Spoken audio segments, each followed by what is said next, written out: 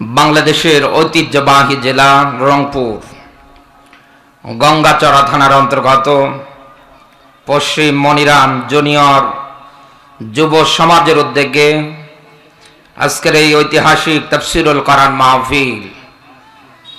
আজকের এই তাফসিরুল কোরআন মাহফিলের স্বনামধন্য সভাপতি হাজিউল হারামাইন জনাব আলহাজ কারি আব্দুল গফুর মাস্টার, হায়াতে তাজ্ঞবান সেহাতে করলে কামনা করছি আল্লাহ যেন দান করে, বলেন আমিন। আজকের মাহফিলের বিশেষ অতিথিবৃন্দু, অনেকগুলো মানুষের নাম এসেছে। জাতির শ্রেষ্ঠ সন্তান হযরত উলামা ইকরাম, অনেকগুলো মানুষের নাম আছে। এর ভিতরে প্রধান অতিথি হিসেবে যিনি আছেন জনাব মোহাম্মদ অলিয়া রহমান অলি, প্রধান মেহমান জনাব অধ্যাপক রায়হান সিরাজি, বরেণ্য অতিথি জনাব মোহাম্মদ বেলাল আবেদিন। সবার জন্য একবার এই মন থেকে দোয়া করছি, ও রাফা'না লাকা যিকরাক, সম্মান মর্যাদা আল্লাহ যা দিয়েছে আরো কোটি গুণে যেন বাড়িয়ে দেয়, বলেন আমিন। আজকের মাহফিলের প্রধান আকর্ষণ আমার শ্রদ্ধাভাজন বড় ভাই, আন্তর্জাতিক খ্যাতি সম্পূর্ণ মুফাসসিরে কোরআন বড় ভাই হযরত মাওলানা আব্দুল্লাহ আল নোমানী, ঢাকা। ভাই অসুস্থ, আমরা ভাইয়ের জন্য দোয়া করব, আল্লাহ তাআলা ভাইকে যেন শেফায়ে আজিলা দান করে, বলেন আমিন। আল্লাহ ভাইয়ের পরিবারটাকে যেন কবুল করে, বলেন আমিন। দল মত নির্বিশেষে প্রাণ প্রিয় রংপুরবাসী, আল্লাহর দরবারে নত শিরে শুকরিয়া আদায় করছি যে মহান মালিক হাজার হাজার মানুষের থেকে বাছাই ছাঁটাই করে আপনাকে আমাকে এই জায়গায় কোরআন বলবার এবং শোনার জন্য কবুল করেছে। খুশি হয়ে বলছি আলহামদুলিল্লাহ। কোরআনের অনুষ্ঠানে আমরা এসে সবাই খুশি তো? খুশি? একটু আরো আওয়াজ বাড়াতে হবে, কারণ মানুষ যে কাজটাতে খুশি হয় ওই কাজটাতে দেখবেন মানুষ আনন্দ সবচেয়ে বেশি পায়। এজন্য কোরআনের অনুষ্ঠানে আমরা এসে যারা খুশি হয়েছি, জবান ছেড়ে উচ্চ আওয়াজে আবারও শুকরিয়া আদায় করে বলছি আলহামদুলিল্লাহ। আমার বন্ধুরা, আমরা এসেছি আল্লাহর কোরআন শোনার জন্য। এই পৃথিবীর ময়দানে আপনার চোখ দিয়ে আপনি যা কিছু দেখতেছেন, আলাম নাজআল্লাহু আইনাইন, সূরা বালাদ 90 নাম্বার সূরা 30 নাম্বার পারার ভিতরে আয়াতটুকুন আছে। আল্লাহ তাআলা বলেন, আমি কি বানাইনি তোমাদের জন্য দুটো চোখ? এ কথা কার? আরো জোরে বলেন। দুনিয়ায় যার চোখ আছে আর যার চোখ নেই, দুইজনে কি সমান হতে পারে? আসমান আর জমিন তফাত। এজন্য আল্লাহ ডাক দিয়ে বলেছে, আমি কি বানাইনি তোমাদের জন্য দুটো চোখ? এই চোখ দিয়ে আমরা দেখছি দুনিয়ায় আল্লাহর নাজ নেয়ামত গুলো।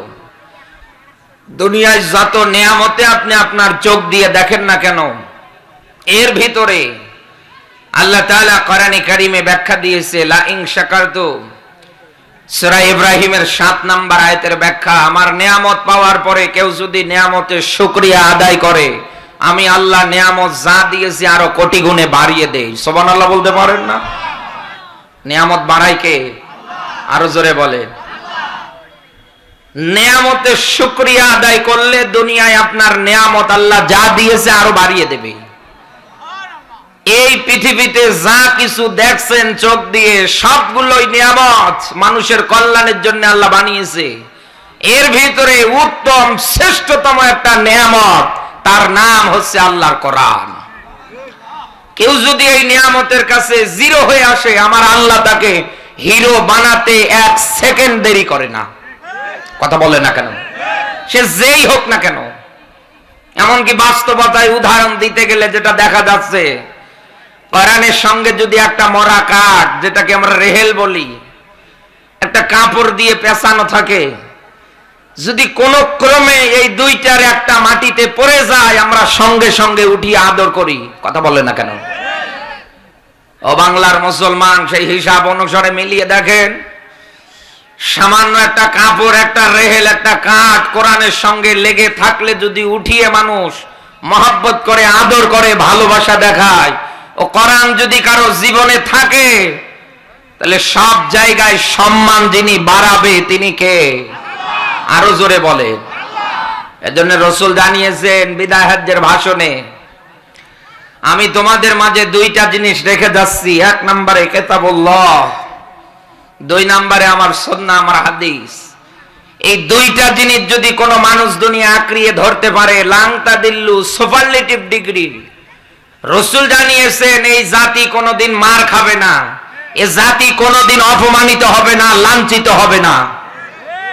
আর সারা বিশ্বময় একটু গবেষণা করে মিলিয়ে দেখেন, দিন যত যাচ্ছে তত মুসলমানেরা কোরআন থেকে দূরে সরে যাচ্ছে। এই জন্য বিজাতীয় যত শক্তি আছে সব আমাদের মাথার উপরে দাঁড়িয়ে আজ ঢোল তবলা বাজাচ্ছে। আমরা মুসলমানেরা কিচ্ছু করতে পারছি না, শুধু তাকিয়ে আছি। এক কথা বললেন না কেন? কোরআনের নিয়ম নীতি অনুসারে এই দুনিয়ায় যদি আমরা সামনের দিকে সবাই এগিয়ে যেতে পারতাম, এদেশের কোন উই পোকা, সার পোকা, বিজাতীয় নাস্তিক রাম আর বামেরা কোন দিন কোন মুসলমানের উপরে নির্যাতন করার সাহস পেত না।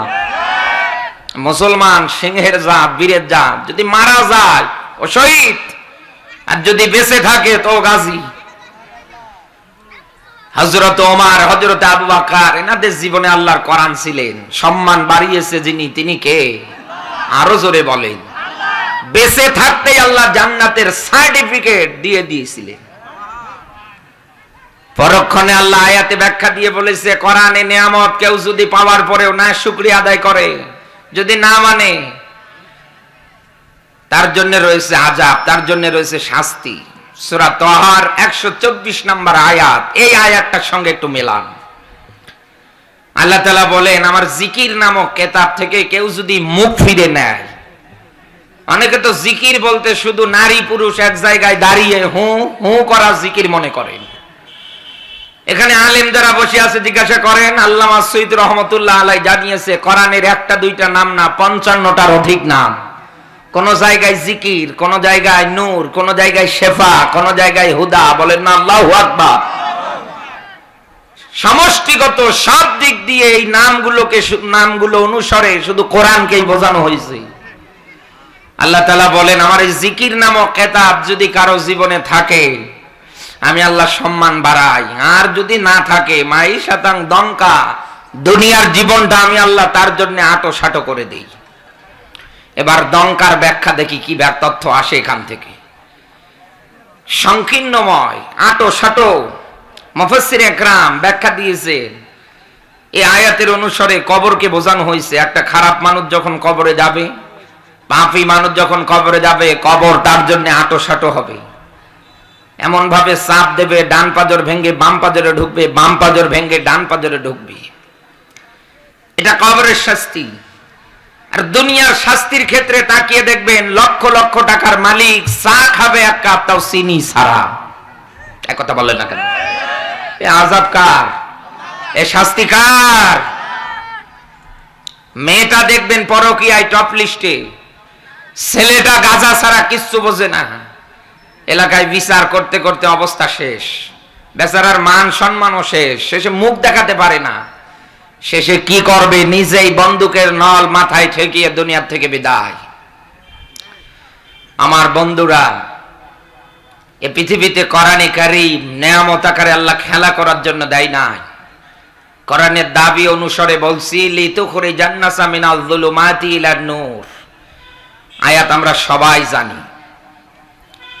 আল্লাহ তাআলা বলেন, আমি এই কিতাব দিয়েছি জিন্দা মানুষদেরকে অন্ধকারের পথ থেকে আলোর পথ দেখাবে, জান্নাতের রাস্তা দেখাবে। রাসূলের হাদিস, কিয়ামতে দুইটা জিনিস আল্লাহর আদালতে সুপারিশ করবে। তার এক নম্বরে কোরআন, দুই নম্বরে রমজান মাসের রোজা। এই হিসাব অনুসারে মেলান, কোরআন এসেছে জান্নাতের রাস্তা দেখানোর জন্য। কাদেরকে? দুনিয়ায় যারা জিন্দা। লিতুখরিজান নাসা, এখানে লাম আছে, বালাগাত মান্তিকের কায়দা এটা। এই পৃথিবীতে কোরআন কোন মরা মানুষের জন্য না, কোরআন হচ্ছে জিন্দা মানুষদের জন্য। সূরা নাহলের 44 নম্বর আয়াতের শেষের দিকে দেখবেন আল্লাহ পাক বলেন, লাআল্লাহুম ইয়াতাফাক্কারুন। নবী জিকির নামক কিতাব আমি স্পষ্ট করে নাজিল করেছি এই কারণে যাতে করে স্পষ্ট ব্যাখ্যাগুলো শোনার পরে দুনিয়ার মানুষ চিন্তা ভাবনা করতে পারে। রংপুরবাসী বুঝে শুনে উত্তর দেন তো, এই দুনিয়ার ময়দানে মানুষ চিন্তা ভাবনা করতে পারে কখন? মারা যাওয়ার আগে না মারা যাওয়ার পরে? আরো জোরে বলেন, সবাই বলেন। মারা যাওয়ার আগে চিন্তা ভাবনা আসে, কি করব, আর ছেলেটা যাচ্ছে কোন দিকে, মেয়েটা যাচ্ছে কোন দিকে, আমি সামনে চলবো কিভাবে। একটা মানুষ দুনিয়ায় যতদিন বেঁচে থাকে ততদিন তার চিন্তা ভাবনা আছে, আকাঙ্ক্ষা আছে, চাওয়া আছে, পাওয়া আছে। এজন্য রাসূল জানিয়েছে বানি আদমের পেট কবরের মাটি ছাড়া অন্য কোনো কিছু দিয়ে ভরবে না। কিন্তু আমরা পেয়েছি সারা জীবন যেই লোকটা ইসলামের বিরুদ্ধে, কোরআনের বিরুদ্ধে স্লোগান দেয়, আলেম দেখলেই যার রাগ হয়, এই দুনিয়ার ময়দানে মুসলমান জাতির মধ্যে যারা ফাটল ধরাতে চেষ্টা চালাচ্ছে, বিজাতিদের সঙ্গে দুনিয়ায় যাদের গভীর সম্পর্ক, এই শয়তানের আন্ডা বাচ্চা যখন মারা যায় তখন আমরা তার লাশের পাশে বসে বসে কোরআন পড়ছি। একথা বলে না কেন? কে বলেছে আপনাকে? পৃথিবীতে মরা মানুষের জন্য কোরআন না, কোরআন এসেছে জিন্দা মানুষদের জন্য। এখানে জুলুমাতের অর্থ দুইটা, যেহেতু লিখেছেন তাফসিরুল কোরআন মাহফিল বাবে তাফঈলের মাসদার, ঢাকনা দিয়ে কোন জিনিস ঢেকে দেয়া আছে, আবরণ দেয়া আছে, এটাই উন্মুক্ত করা লাগবে। একটু মনোযোগ দিন। জুলুমাতের অর্থ এক নাম্বার, আপনি আমি আল্লাহর বান্দা, মাথা যদি নত করতে হয় করব কার কাছে? আরো জোরে বলেন, কেন করবেন? আল্লাহ তাআলা বলেন অসজুদ ওয়াক্তারিফ, আমার নিকটবর্তী যদি হতে চাও তাহলে সেজদা কাকে? হ্যাঁ, আরো জোরে বলেন। কিন্তু আমরা আল্লাহকে সেজদা দেই না, দেই গিয়ে মাজারে।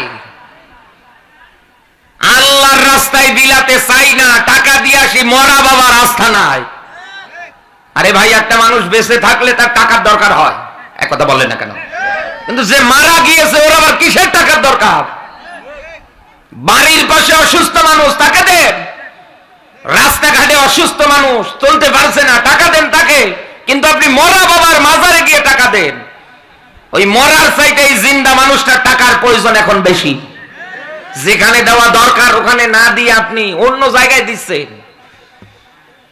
বাস্তবতার আলোকে বলছি, কোরআনের আয়াত অনুসারে দুনিয়ায় যারা আল্লাহর কাছে মাথা নত না করে বিভিন্ন মাজারে গিয়ে মাথা নত করে, সূরা নিসা 4 নাম্বার সূরা 5 নাম্বার পারা 48 এবং 116 এই দুইটা আয়াত দেখবেন। আল্লাহ তাআলা বলেন শিরকের মতো গুনাহ আমি আল্লাহ মাফ করি না, এটা বাদ দিয়ে অন্য গুনাহ আমি আল্লাহ ইচ্ছা করলেই মাফ করে দেই। সূরা মাইদার 72 নাম্বার আয়াতের ব্যাখ্যা মেলান।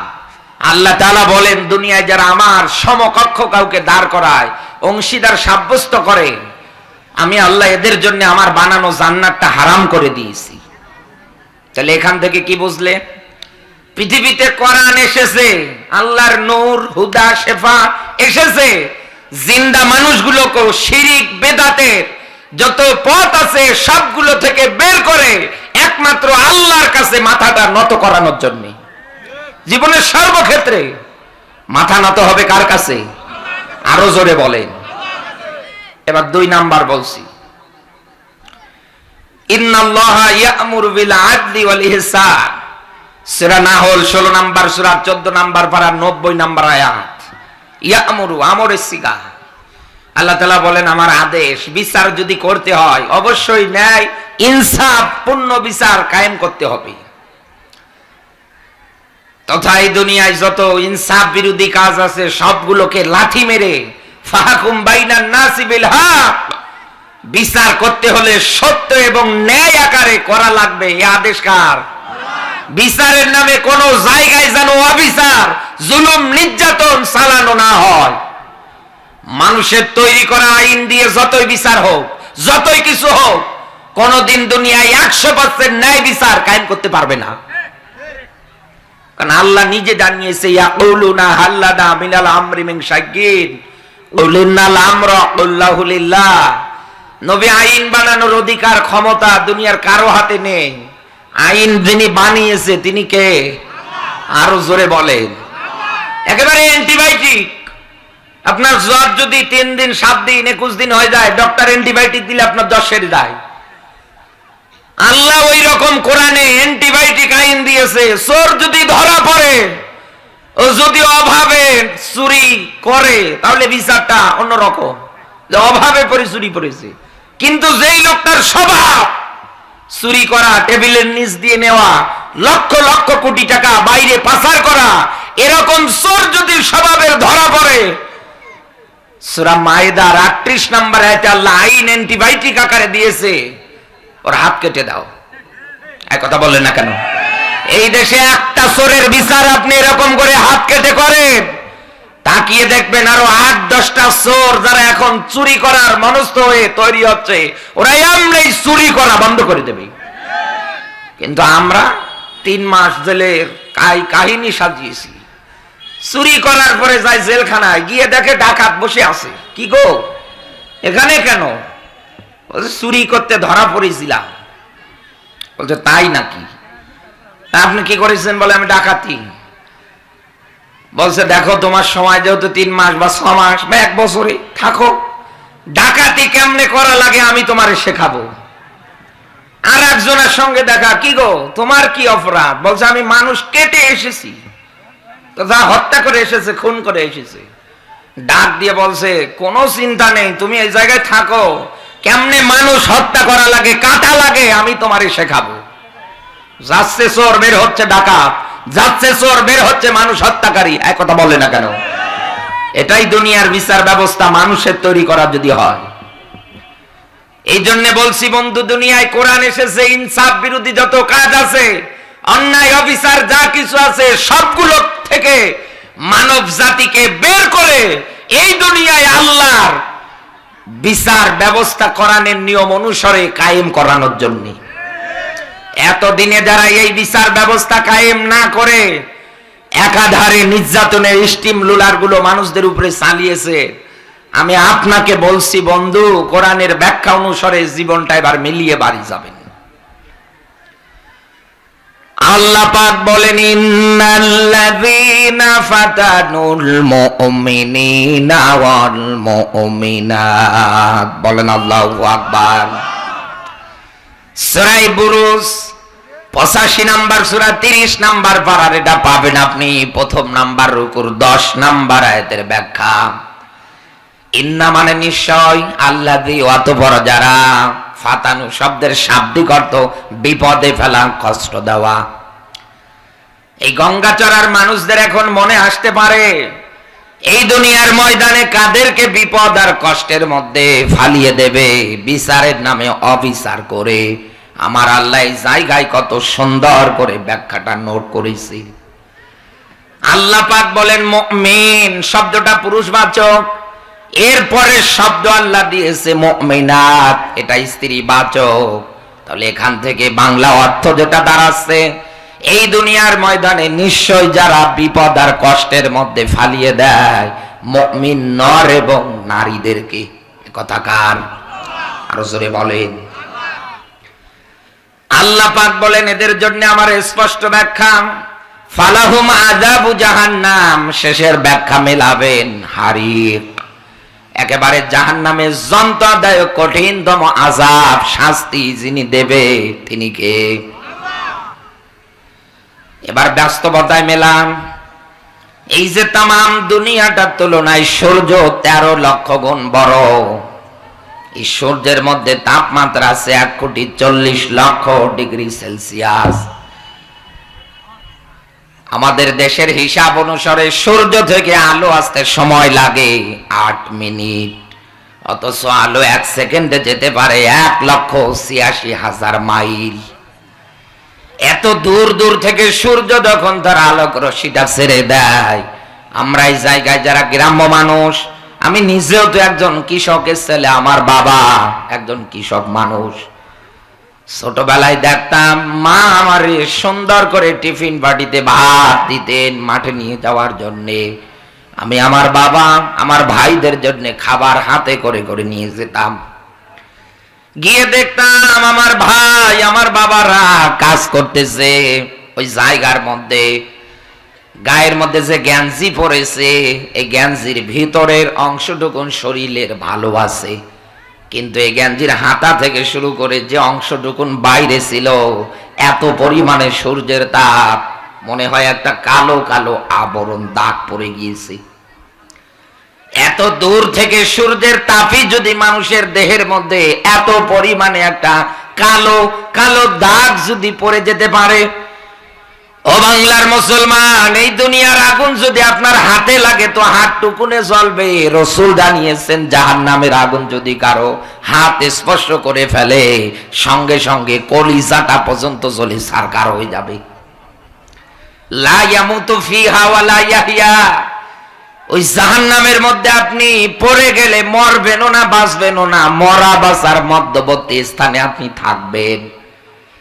দুনিয়ার আগুনের চাইতে 69 গুণ উত্তপ্ত তাপমাত্রা বেশি হবে জাহান্নামের আগুনের। এবার চিন্তা ভাবনা করে নিজেই নিজের মনকে জিজ্ঞাসা করেন তো, দুনিয়ায় যদি আপনি আপনার এই হাতের দ্বারা, আপনার এই জবানের দ্বারা, আপনার শরীরের অঙ্গ প্রত্যঙ্গের দ্বারা নিরপরাধ মানুষগুলোর যদি আপনি বিচারের নামে অবিচার করে থাকেন, এই জন্য যদি আল্লাহ জাহান্নামে দেয়, আপনি কেমনে কাটাবেন জাহান্নামে আমাকে বলেন? আন্দাজে আলেম ওলামাদের দেখলেই তো আপনি শত্রু ভাবেন।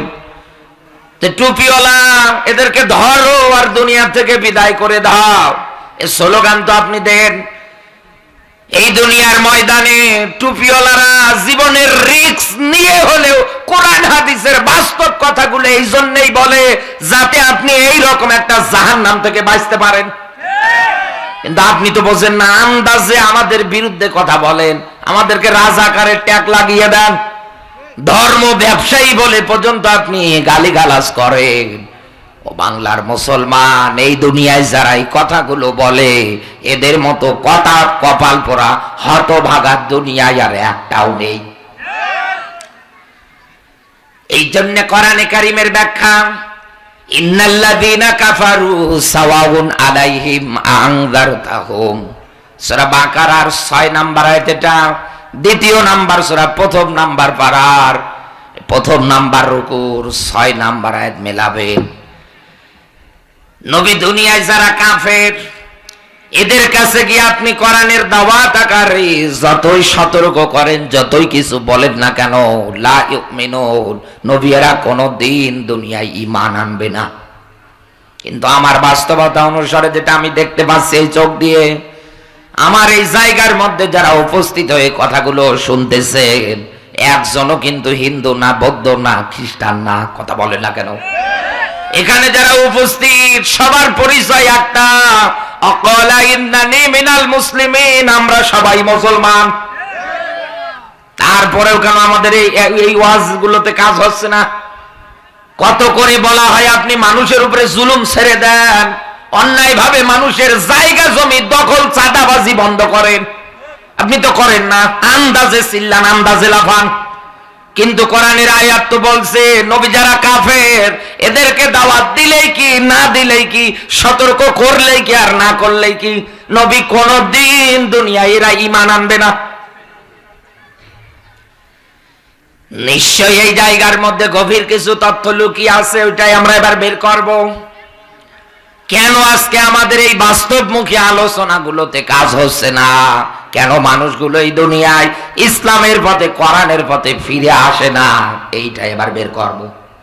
যেহেতু এই জায়গায় একটা শব্দ কাফারু,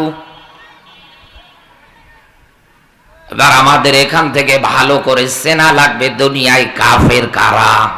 আপনারা শুনতেছেন? হ্যাঁ, একটু মনোযোগ দিন।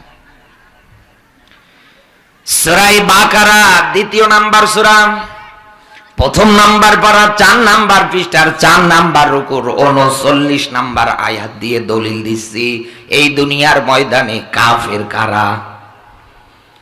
ওয়াল্লাযিনা কাফারু ওয়া কাযযাবু বিআয়াতিনা, ওয়াল্লাযী, অতঃপর যারা, কাযযাবু বিআয়াতিনা, এখানে আয়াত শব্দের শাব্দিক অর্থ চিহ্ন, নিদর্শন। এই যে কোরআনে কারীম বিসমিল্লাহর বা থেকে শুরু করে সূরা নাসের সিন পর্যন্ত 6666টা আয়াতে কারিমা, মতান্তরে কেউ বলেছে 6236টা আয়াতে কারিমা, আমরা নাই যে কোনো একটাই ধরলাম। ও বাংলার মুসলমান, আপনি মেলাবেন বিসমিল্লাহর বা থেকে সূরা নাসের সিন পর্যন্ত এক একটা আয়াতের ব্যাখ্যার ক্ষেত্রে কোন আয়াতে নমরুদ, কোন আয়াতে ফেরাউন, এক কথা বলেন না কেন, কোন আয়াতে দেখবেন আব্রাহা পর্যন্ত ব্যাপারে তথ্য এসেছে। তার মানে আল্লাহ এটাই বুঝিয়েছে এই দুনিয়ার ময়দানে এই আয়াত থেকে শিক্ষা নে আব্রাহা, নমরুদ, ফেরাউন এদের কি পরিণতি আমি আল্লাহ করেছিলাম। শুধু আমার সত্য বিধানটাকে অস্বীকার করার কারণে, অমান্য করার কারণে আমি আল্লাহ একটাকেও দুনিয়ায় কিন্তু ছাড় দেই নাই। ফামাহিলিল কাফিরিনা আমহিলহুম রুয়াইদা। নবী দুনিয়ায় যারা কাফের আছে এদেরকে আপনি অবকাশ দেন, ছাড় দেন। এই দুনিয়ার ময়দানে আমি আল্লাহ এদের অবকাশ দেই, ছাড় দেই, কিন্তু যখন ধরি বাপ বলার সময় দেই না। এজন্য মেলান দুনিয়ায় এরা আল্লাহর কোরআনের সত্য বিধানগুলো পাওয়ার পরে মানে নাই, ওরা অস্বীকার করেছে। নিজের চেয়ার টেকানোর জন্য, নিজের ক্ষমতা টেকানোর জন্য, নিজের পাপ কাজগুলোকে ঢাকার জন্য এরা একাধারে চেষ্টা চালিয়েছে। অনেক নবীকে পর্যন্ত হত্যা করে দুনিয়ার থেকে বিদায় করেছে। আমি আল্লাহ কিন্তু ওদের একটাকেও দুনিয়ায় ছেড়ে দেই নাই। শুধু কি এতটুকুনি ব্যাখ্যা? উলাইকা আসহাবুন নার হুম ফিহা খালিদুন। উলাইকা শব্দটা আরবি গ্রামাটিক্যাল অনুসারে ইসমে ইশারা। গঙ্গাচড়াবাসী, আমার যেমন হাতের আঙ্গুল আছে আমার আল্লাহরও কুদরতের আঙ্গুল আছে। আল্লাহ দেখাচ্ছে উলাইকা এই মানুষগুলো দুনিয়ায় যারা কোরআনের তথ্য শোনার পরেও মিথ্যা প্রতিপন্ন করে, অস্বীকার করে, কোরআনের দাওয়াতেও দুনিয়ায় যারা মুখ ফিরে নিয়ে চলে, দুনিয়ায় যারা মানে না, আমি আল্লাহ এদেরকে আমার জাহান্নামের মধ্যে রাখবো। কতকাল? একেবারে চিরকাল ধরে ওরা জাহান্নামে জ্বলবে। এ কথা কার? আরো জোরে বলেন। এখান থেকে আমরা এটাই পয়েন্ট আকারে বের করলাম, এই দুনিয়ায় ন্যায় বিচারের কথা বললেও কেন আজ আমরা ন্যায় বিচার করতে পারি না? কেন আমাদের দ্বারা মানুষের উপর অবিচার হয়? কেন একাধারে মুমিন নর এবং নারীদের উপরে আমরা একাধারে বিনা কারণে কষ্টগুলো চাপাই? এই হিসাব অনুসারে বোঝা যাচ্ছে এই দুনিয়ায় আমরা কোরআনের আয়াতগুলো অস্বীকার করি, আমরা মানি না। আল্লাহ বলেছেন উদখুলু ফিস সিলমি কাফা। ইসলামে যদি আসতে হয়, মানতে হয়, আপনাকে মানা লাগবে পরিপূর্ণভাবে। এখানে উদখুলু আমর ইস্তিকা, আল্লাহর আদেশ। মানতে হলে, আসতে হলে পরিপূর্ণভাবে আসা লাগবে। মাথা ঢুকিয়েছেন শুধু আরে কল্লা থেকে বাকি অংশ বাইরে না। কমপ্লিট কোড অফ লাইফ, জীবন ব্যবস্থা ইসলামকে আল্লাহ ঘোষণা দিয়েছে। আল ইয়াউমা আকমালতু লাকুম দীনাকুম ওয়া আতমামতু আলাইকুম। আল্লাহ তাআলা বলেন ইসলাম আমি তোমাদের জন্য পরিপূর্ণ করে দিলাম। ইন্না দীনা ইনদাল্লাহিল ইসলাম, আমার কাছে গ্রহণযোগ্য মনোনীত একটা জীবন ব্যবস্থা, তার নাম ইসলাম। এই হিসাব অনুসারে মেলান আজ আমরা মানতে ব্যর্থ। সুদের ওয়াজ করলে মসজিদে ইমামতি টেকানো যায় না, এই কথা বলে। মাঠে ময়দানে কোরআনের হক কথা তাফসীর আকারে উঠিয়ে ধরলে বাড়ি ফেরানোর মতো রাস্তা খুঁজে পাওয়া যায় না। এই হিসাব অনুসারে আমরা মুসলমান হচ্ছি না দিন দিন আরো কাফেরের তালিকায় চলে যাচ্ছি? এই জন্যই তো আজ ওয়াজ দিয়ে কাজ হয় না। কিন্তু আমাদের মাঝে পরিবর্তন আসতেছে না, আমরা লক্ষ্যই করতে পারছি না। একটু মন মানসিকতা তৈরি করেন পরিবর্তনে। এই দুনিয়ায় এত কায়দায় বলা হয় কেউ যদি অন্যায় ভাবে একটা মানুষকে হত্যা করে সে যেন তামাম দুনিয়ার মানুষদের হত্যা করলো। আপনি তো বোঝেন না, আপনি দ্বিধার্সে চলছেন। কি জাহান্নামের ভয়, কি কোরআন হাদিসের বাস্তব ব্যাখ্যা আপনার একটাও মনের মধ্যে আঘাত লাগে না যে আমার মরার পরে কি হবে। আল্লাহ বলেন কদ্দামাত লিগাতাত্তাকুল্লাহ ইন্নাল্লাহা খাবীরুম বিমা তা'মালুন। সূরা হাশর 18 নম্বর আয়াতের শেষের ব্যাখ্যা।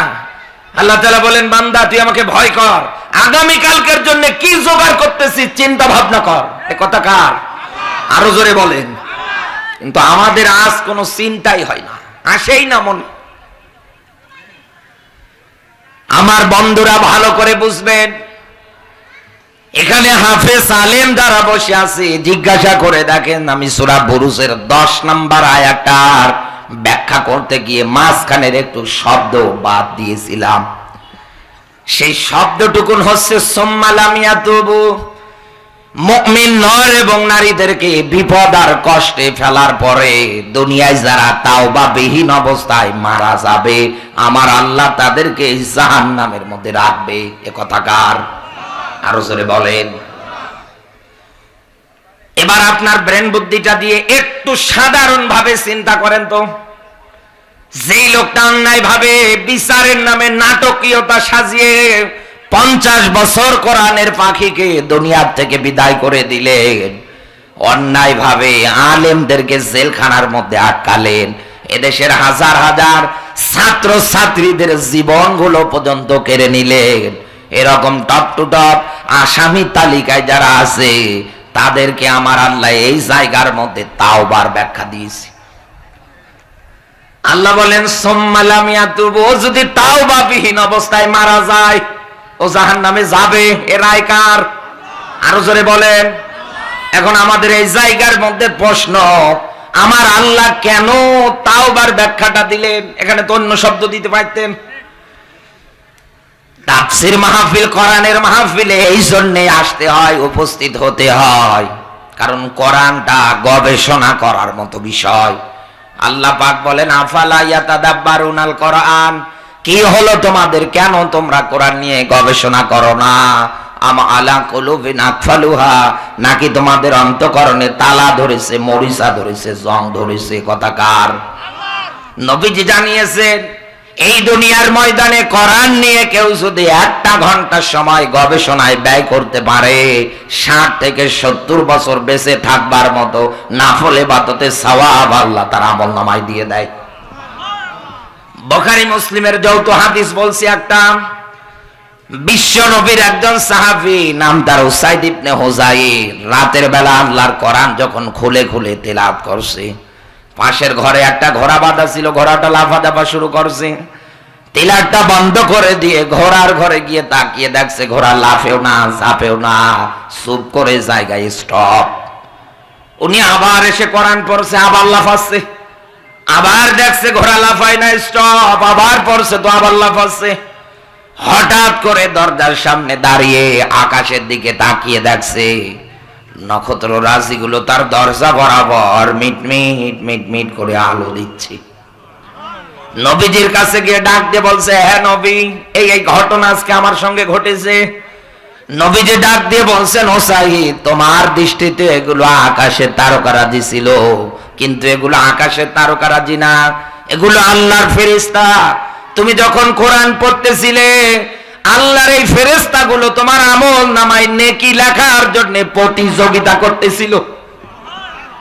আমরা ওই রকম একটা কোরআনের ময়দানে বসে আছি। আমার বন্ধুরা, এবার আমরা বের করব সুন্দর তথ্য ভিত্তিক একটা আলোচনা আকারে, কেন ওই জায়গায় আমার আল্লাহ তাওবার ব্যাখ্যায় পাপীদের জন্য দিলেন। যারা বিচারের নামে নাটকীয় করে, অন্যায় ভাবে যারা মানুষ হত্যা করে, অন্যায় ভাবে যারা চাঁদাবাজি করে নিরীহ মানুষদের উপরে, এদের তো মাপ পাওয়ারই যোগ্য না। একথা বলেন না কেন? কারণ কেউ যদি কাউকে হত্যা করে, কোরআনের আয়াত তাকেও হত্যা করা লাগবে, তাহলে এদের মাপ তো পাওয়ার যোগ্য না। বাস্তবতার নিরিখে বলছি, এবার ভালো করে ব্রেন বুদ্ধিতে ঢুকিয়ে নেবেন। এই বাংলাদেশে 16-17 বছর যারা রাজনীতি করেছে একাধারে, আপনি মিলিয়ে দেখেন, তারা অন্যায় ভাবে কত কিছু কাজ একাধারে চালিয়েছে। চালানোর পরে ওদের নেতা নেত্রীগুলো একটাও আর দেশে থাকতে পারে না, ওদের বুবু তো আগেই ভেঙে গিয়েছে। কথা বলে না কেন? একটা বড় বড় নেতারা যারা মাইক পেলে খেলা হওয়ার সাউন্ড শোনাতো, সে যে কবে পালিয়েছে দেশের জনগণ জানেই না। কারাগারে এখন একজন আটক হয়ে আছে, ব্যারিস্টার সুমন। এই আয়াতের এই অংশটুকু এর সঙ্গে খাপের খাপ মমতাজের বাপ মিলে যাবে। মাঝখানে একটা নিউজ দেখেছিলাম, নভেম্বর ডিসেম্বরের মাঝামাঝি সময়ে কারাগারে নাকি ব্যারিস্টার সুমন জায়নামাজ আর তসবিহ ছাড়া কোনো কিছুই বোঝে না। এত বড় একটা আল্লাহর ওলি আমাদের জেলখানায়, অথচ আমরা টের পেলাম না। তো আশ্চর্য বিষয়। এমনকি এই দুনিয়ায় এরকম এতদিনে জুলুম নির্যাতন গুলো চালানোর পরে তাকিয়ে দেখবে আমার দল তো ক্ষমতায় নেই, আমার নেতা নেত্রীরা কোন জায়গার মধ্যে আর কোন ক্ষেত্রে দায়িত্ব পালন করতে পারছে না। এখন আমি কি করব? শেষে দেখেন বিভিন্ন জায়গায় এতদিনে যারা স্বৈরাচারের পা চেটেছিল ওরাও এসে ঘোষণা দেয় আমরা বিএনপি, আমরা জামাত। এই কথা বলে তার বাস্তব দৃশ্য দেখেছিলাম। এই যে জুনাইদ আহমদ পলকের শালিকা নাটো সিংড়ার একটা মঞ্চের মধ্যে ওনাকে প্রধান অতিথি করা হয়েছিল। এতদিনে দুলা ভাইয়ের পা চাটলো, ঘুরে বেড়ালো, যেই না পাল্টিয়ে গেল তেমনি ঘোষণা দিচ্ছে আমি বিএনপি। কথা বলে না কেন? এরকম বাংলাদেশে খুঁজে দেখেন অনেক মানুষ কিন্তু এখন গা ঢাকা দিয়ে দল পাল্টিয়ে ফেলছে। আমার আল্লাহ তাদের ব্যাপারে এই জায়গার মধ্যেই ব্যাখ্যা দিয়েছে। ওরা এখন নামাজ পড়ে, হাতে তসবিহ নাই, এটা সেটা করে, আল্লাহর কাছে দোয়া পছন্দ করে, রব্বানা আতিনা ফিদ দুনিয়া হাসানা ওয়া ফিল আখিরাতি হাসানা ওয়া কিনা আযাবান্নার। সূরা বাকারা 201 নম্বর আয়াতটাকে দোয়া মনে করে পাঠ করছে। ডাক দিয়ে বলছে আল্লাহ দুনিয়ার কল্যাণ দাও, আখিরাতের কল্যাণ দাও, ওয়া কিনা আযাবান্নার, আল্লাহ জাহান্নামের আগুন থেকে আমারে বাঁচাও। এ দোয়া করে কার কাছে? আরো জোরে বলেন। অথচ এতদিনে মানুষ হত্যা করার দিক দিয়ে টপ লিস্টে, এই দুনিয়ায় সিটারি বাটপারি 2 নম্বরের দিক দিয়ে টপ লিস্টে ছিল এরা। এরা এখন আল্লাহর কাছে তাওবা করে। এই আয়াতের ব্যাখ্যা পড়তে গিয়ে আমি 2টা তথ্য পেয়েছি। এই পৃথিবীর ময়দানে হক হচ্ছে 2 প্রকার। 1 নম্বরে হচ্ছে হাকুল্লাহ। কার হক? আরো জোরে বলেন। এই যে ইনি বসে আছেন, কিয়ামতের ময়দানে আল্লাহ এনাকে যদি মাফ করে দেয় বিচার কার্যের সময়ে, আমার আল্লাহর কি কারো কাছে জবাব বা কৈফিয়ত দেওয়া লাগবে? আরো জোরে বলেন। কোন মানুষের কাছে কি জবাব দেওয়া লাগবে? কোন নবী রাসূলের কাছে না। আল্লাহ পাক বলেন ইয়াউমা লা তামলিকু নাফসুন লিনাফসিন শাইআ ওয়াল আমরু ইয়াউমা ইযিল লিল্লাহ। সূরা ইনফিতরের একেবারে শেষের আয়াত 82 নাম্বার সূরা 30 নাম্বার পারার মধ্যে এটা আছে। ডাক দিয়ে বলবে ওই দিন আল্লাহর আয়াত অনুসারে এই দুনিয়ার ময়দান থেকে বিচার কার্য, দুনিয়ার ময়দান শেষ হওয়ার পরে মালিক যখন বিচার কার্য শুরু করে ফেলবে, আল্লাহর আয়াতের ব্যাখ্যা কিয়ামতের ময়দানে কারো কোনো কর্তৃত্ব, নেতৃত্ব, পাওয়ারগিরি, নেতাগিরি, সামসাগিরি কিছু চলবে না। ওই দিন রাজত্ব চলবে কার? আর তিনি যাকে হুকুম দেবে তার, এ ব্যতীত আর কারো কোনো কিছু চলবে না। তাহলে এখান থেকে আমরা এক বাক্যে ক্লিয়ার হতে পারলাম, কিয়ামতের ময়দানে এই লোকটাকে না, তামাম দুনিয়ার মানুষদেরকে যদি আল্লাহর হক আদায় না করার জন্য আল্লাহ যদি মাফ করে দেয়, আল্লাহর কারো কাছে জবাব কৈফিয়ত কিছু দেওয়া লাগবে না। কিন্তু আরেকটা তো হক আছে, সেটা হলো হাকুল ইবাদ, বান্দার হক। এই 16-17 বছরে আপনি চেয়ার টিকিয়ে রাখতে গিয়ে নিরপরাধ এই রকম মানুষকে আপনি 4 বছর, 8 বছর, 13 বছর, 10 বছর জেল খাটালেন, কিচ্ছু জানে না উনি। কথা বলে না কেন? আপনার কত নেতারা ওপেন চুরি করে ধরা পড়ে আদালতে ওঠে, তখন আপনার আইনজীবীরা ডাক দিয়ে বলে দেখ আদালতের কাঠগড়ায় দাঁড়িয়ে তুই শুধু পাগল সাজ, বাকিটা আমি দেখবো।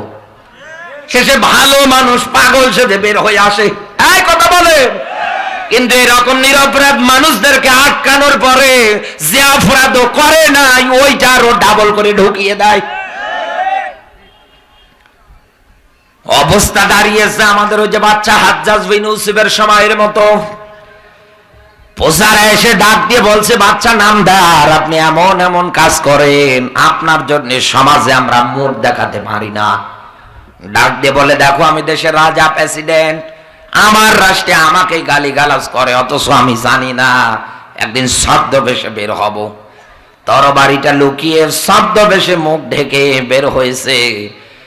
একটা লোক যাচ্ছিল হেলে দুলে, ডাক দিয়ে বলছে, এই বেটা এদিকে আয়।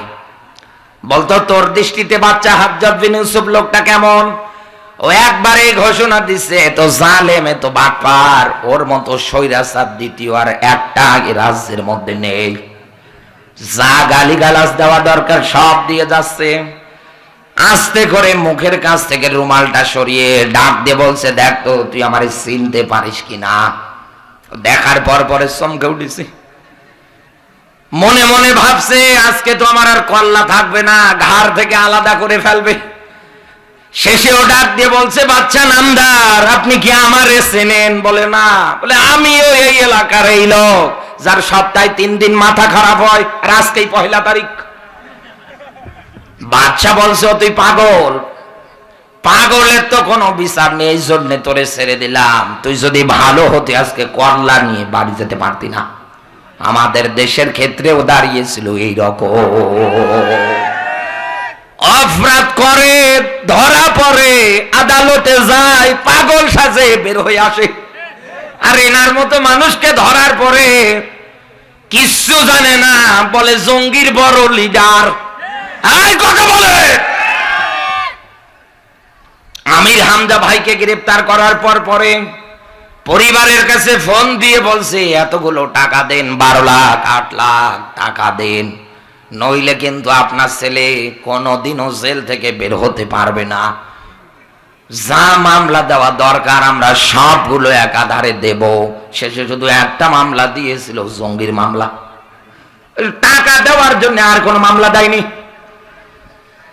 বাস্তবতার নিরিখে বলছি বন্ধু, আমি আপনাকে এই দুনিয়ার ময়দানে এই যে বান্দার হক, আপনি 4 বছর তাকে পরিবার থেকে একেবারে আলাদা করে ফেললেন।